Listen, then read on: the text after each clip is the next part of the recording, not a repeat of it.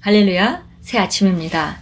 오늘도 우리가 이 아침에 주님께서 주신 하루에 대해서 감사하고 오늘도 최고의 하루로 만들기로 우리가 결단하고 선택합니다. 주님께서 우리를 늘 매일매일 인도하고 계시고 주의 말씀은 정말 계시를 통해서 우리가 더 많은 통찰력으로 기능하도록 늘 우리를 비춰줍니다. 그래서 주의 말씀은 내 발의 등이요 내 길에 빛이 되고 주의 성령님은 오늘도 살아계셔서 이스라엘 사람들이 광야에서 불기둥과 구름기둥을 따라 인도했듯이 오늘도 구체적으로 각자의 다른 삶 가운데서 역사하시는 성령님의 실제가 우리를 인도하고 있습니다. 이런 거 생각할 때 우리가 어떤 것을 통과하고 있다 하더라도 아무것도 걱정할 필요가 없죠. 정말 우리는 끝까지 믿음으로 말씀에 선다면은 결국 승리를 나타나게 될 것입니다. 9월 16일 수요일입니다. 오늘 우리가 나누는 말씀의 제목은 거짓 형제들이 있습니다. 라는 제목입니다. 갈라디아서 2장 4절 읽겠습니다. 이는 가만히 들어온 거짓 형제들 때문이라 그들이 가만히 들어온 것은 그리스도 예수 안에서 우리가 가진 자유를 엿보고 우리를 종으로 삼고자 함이로되. 대부분의 성도들은 그냥 순수하게 정말 우리의 그 귀한 형제들이고 또 자매들이죠. 그런데 교회 안에 이렇게 가만히 들어온 다른 목적을 가지고 들어온 형제들이 있을 수 있다는 것입니다. 그들은 바로 무슨 유익을 취하려고 우리를 상대로 어떤 유익을 취하려고 온 자들이다 그랬습니다. 읽겠습니다. 성경은 우리에게 거짓 선생, 거짓 선지자, 거짓 형제라는 세 그룹의 사람들에 대해 알려줍니다.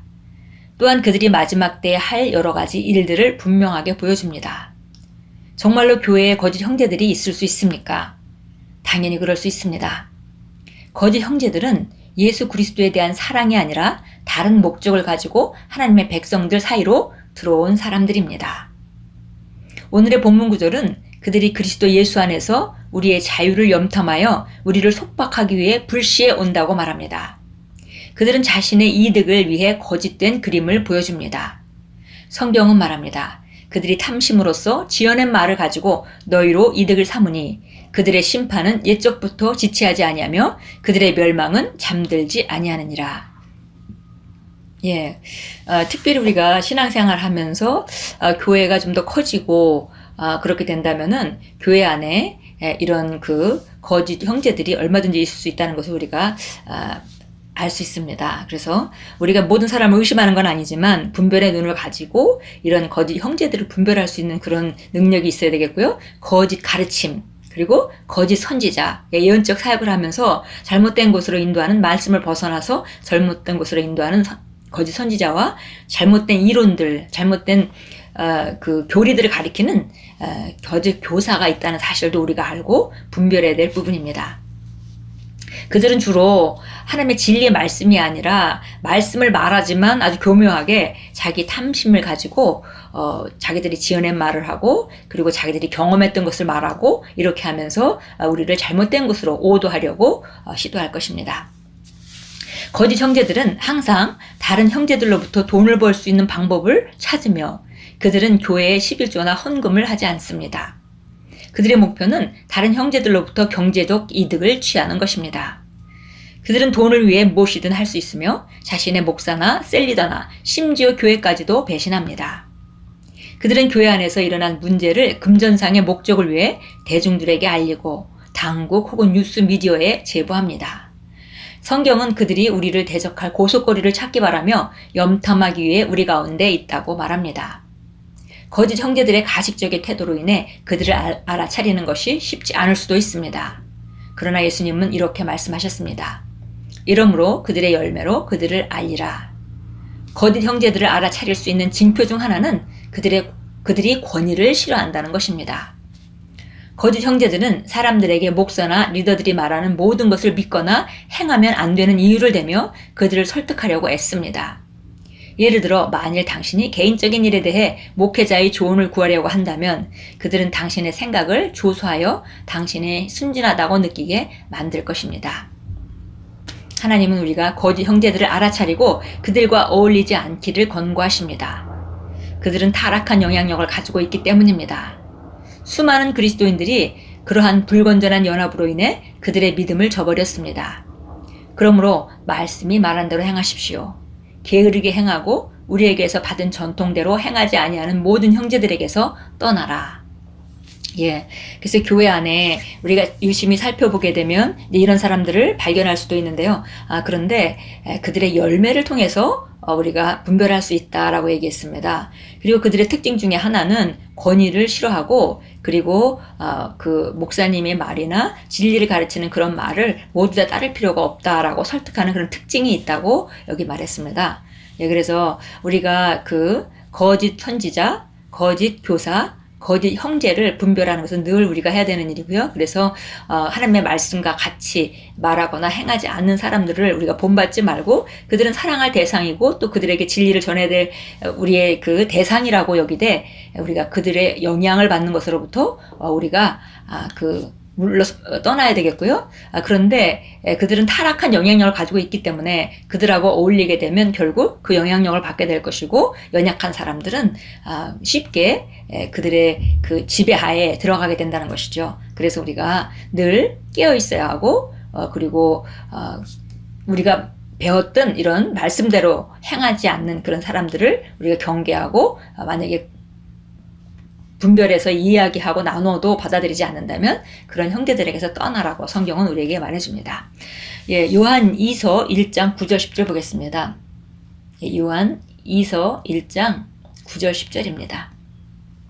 범죄하고 그리스도의 교리 안에 거하지 않은 자마다 하나님이 없으나 그리스도 교리 안에 거하는 그 사람은 아버지와 아들이 있는 자니라. 어떤 사람이 너희에게 오되 이 교리를 가지고 오지 아니하면 그를 집에 영접하지도 말고 그에게 문안하지도 말라. 이는 그에게 문안하는 자는 그의 악한 일들에 참여하는 자임이라. 예, 그래서 흔히 그리스도의 교리 안에 거하지 아니하는 자는 하나님이 없는 사람인데, 그런 이 교리가 아닌 것을 가지고 오는 사람들을 집에 영접하지도 말라, 이렇게 말했습니다. 그래서 특별히 우리가 이단의 영으로 사로잡혀 있는 사람들, 이런 사람들을 우리가 멀리하죠. 우리가 정말 그들을 거기서부터 끄집어낼 수 있으면 좋겠지만, 그들 나름대로도 굉장히 그 잘못된 영에 잡혀있기 때문에 쉽게 우리가 말 몇 마디로 이렇게 그들을 데려올 수 있는 그런 상황은 아닙니다. 그래서 여기 보니까 그런 사람은 영접하지도 말고 문안하지도 말라 그러면서 그 악한 일들에 참여하지 않도록 해라 라고 우리에게 경고해 줬습니다. 데살로니가 후서 3장으로 가겠습니다. 데살로니가 후서 3장입니다. 3장 6절 보겠습니다. 형제들아, 우리 주 예수 그리스도의 이름으로 너희에게 명하노니 무질서하게 행동하고 우리에게서 받은 전통을 따라 행하지도 않는 모든 형제들을 멀리하라. 예.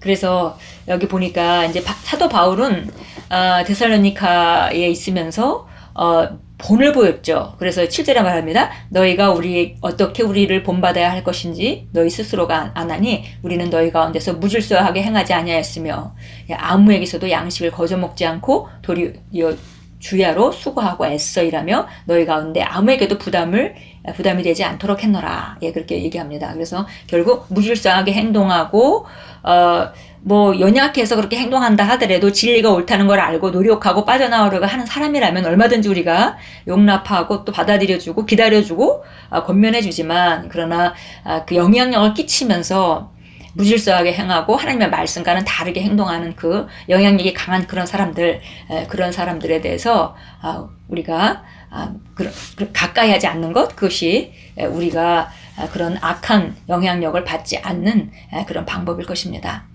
예, 교회 안에 있는 거짓 선지자, 예, 거짓 선생, 요즘은 유튜브가 열려서 언제든지 하나님의 말씀을 들을 수가 있잖아요. 근데 그들이 전하는 말씀이 정말 하나님의 말씀의 건전한 교리인지, 예, 그렇지 않다면 그들은 거짓 선생이 될 수 있는 것이죠. 또 예언적인 사역을 하면서 거짓 선지자가 될 수도 있는 것이고요. 그리고 혹은 또 우리가 그렇게 지도층에 있는 사람이 아니라 할지라도 우리 동료 중에도 거짓 형제의 역할을 하는 사람이 있을 수가 있습니다.